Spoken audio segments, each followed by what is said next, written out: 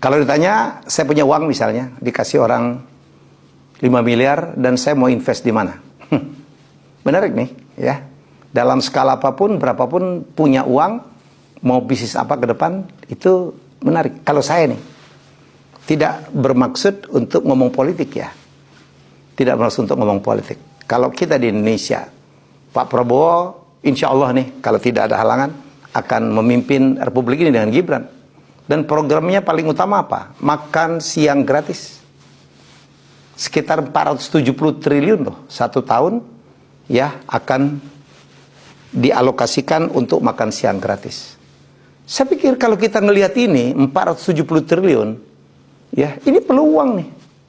Ini kan akan jadi makanan, minuman, susu gratis untuk ibu-ibu.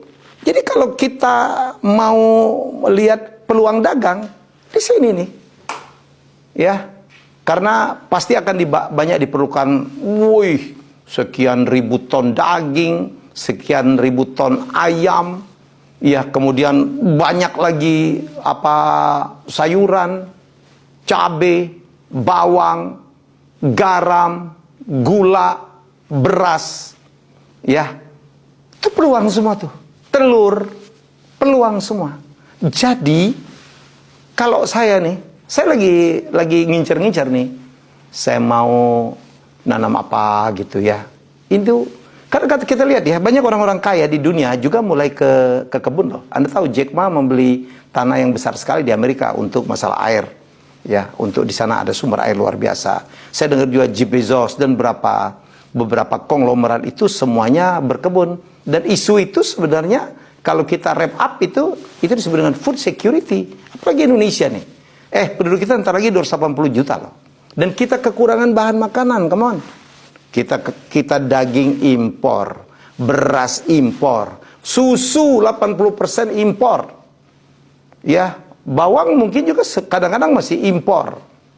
Ya, kedelai masih impor, jagung masih impor. Wow, inilah peluang.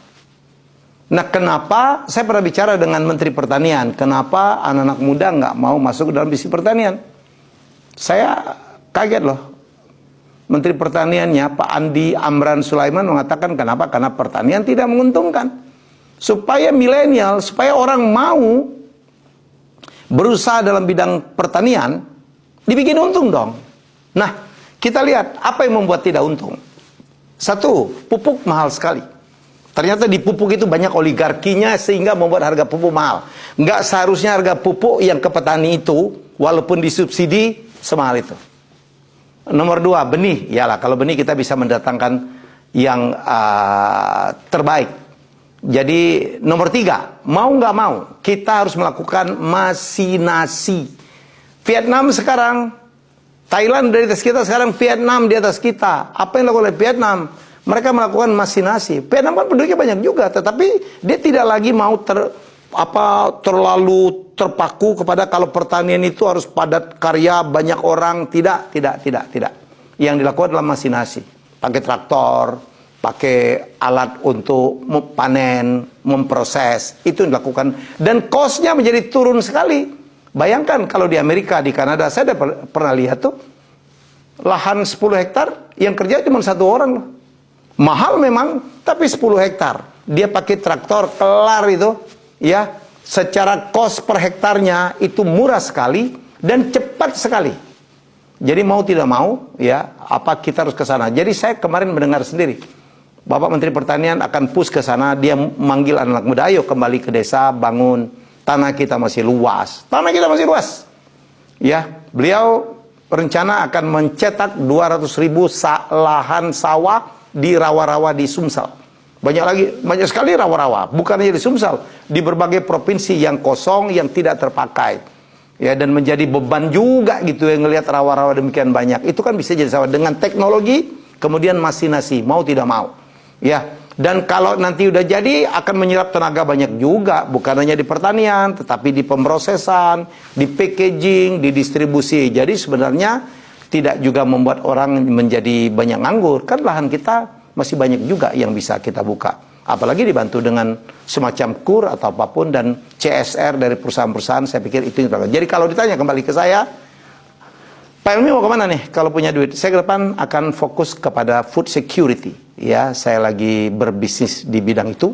Ya, membangun lahan, saya lagi belajar tentang sorghum, alternatif supaya penggunaan beras kita tidak banyak. Saya juga akan masuk ke industri lain, terutama dalam bidang pertanian. Jangan lupa ya, kita juga punya buah-buahan yang top banget. Durian kita tidak kembangkan. Kalah dengan Malaysia, kalah dengan Thailand, bayangkan.